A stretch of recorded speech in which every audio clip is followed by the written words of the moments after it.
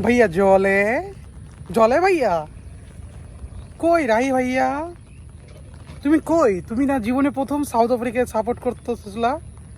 কই ভাইয়া রাহি, তুমি এত লাফালাফি করতেছিলা সাউথ আফ্রিকা নিয়ে?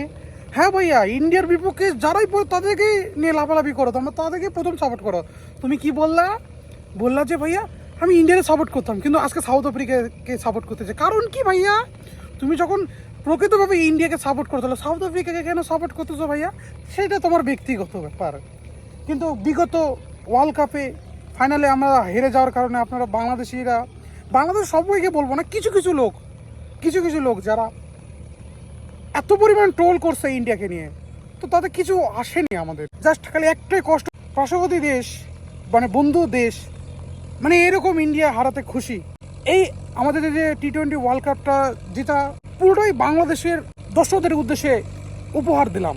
আর বিশেষ করে রাই ভাইয়া, তুমি যে সাউথ আফ্রিকাকে সাপোর্ট করতেছিলে না ভাইয়া, তুমি এইভাবে প্রতিদিন তুমি সাউথ আফ্রিকাকে সাপোর্ট করতে যাও, একদিন সাউথ আফ্রিকা ইনশাল্লাহ চ্যাম্পিয়ন হবে ভাইয়া। আর যারা অনেকেই বলতেছে ইন্ডিয়া চিটিং করছে, ভাইয়া ইন্ডিয়া জিতলে চিটিং করে তাই না? তোমরা বসে ঘোড়ার ঘাস কাটো তাই না? তাই না ভাইয়া? ঠিক আছে, তোমরা এটাই মাথায় নিয়ে থাকো যে ইন্ডিয়া চিটিং করে জিতছে, আর এই চিটিং করে যেন জিততে থাকে। আর তোমরা কি করো বলো? তোমরা ঘোড়ার ঘাস কাটবা, মাঠে এসে বসে দেখবে মাঠে কোন ঘাসটা বড় হয়েছে, এটা করিও ভাইয়া। হ্যাঁ, তা ঠিক আছে ভাইয়া। আর এই ভাইয়া সাপোর্ট করো ভাইয়া তুমি সাউথ আফ্রিকাকে।